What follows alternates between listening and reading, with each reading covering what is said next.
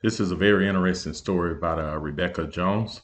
They raided her house today and took her computer and some more things. But check it out. Tell me what you think. Leave comments below. Well, first of all, on my alternative site, floridacovidaction.com, I debunked all of those assertions. There was not an increase in cases among Black or Hispanic communities. There was actually a decrease in both at the time when he said that. The general population statistics have kind of held steady for most of the time, and there is a increase in younger people overall. But if we consider, let's say, Southeast Florida, where the majority of cases in the state are down there, then we actually see a disproportionate number of older population.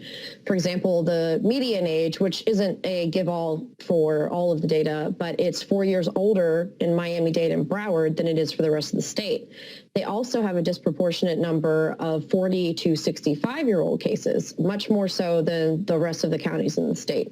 So the areas where the largest volume of cases exist, there is actually an older population that is responsible for most of the surge.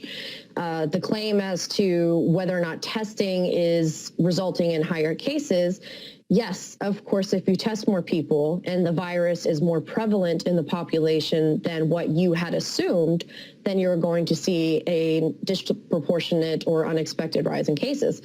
The fact that so many young people are now getting tested isn't so much that they're now more infected or more symptomatic. It's that they're in the type of jobs that were largely forced to reopen or lose their unemployment benefits. Things like retail or public service positions, hotels, things like that tend to be younger employees. So they're the ones who are being most exposed. A lot of healthcare workers are, being repeatedly tested, as they should be.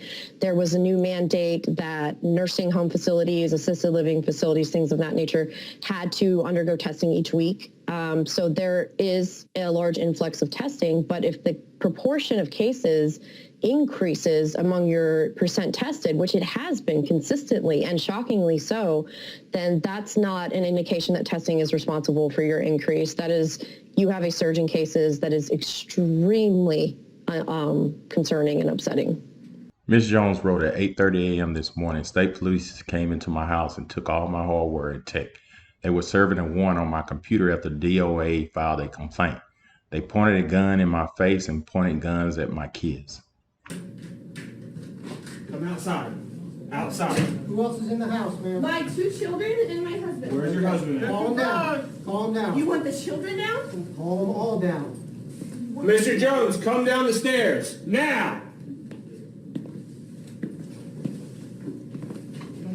Police, come down now. Search warrant. Bring your Come down the children. stairs. My children! Wait, hang on, let me clear my He just pointed a gun at my children! Search warrant. He says, quote, when agents arrived, they knocked on the door and called Miss Jones in an attempt to minimize disruption to the family. Miss Jones refused to come to the door for 20 minutes and hung up on agents, adding that she eventually allowed agents to enter after several attempts.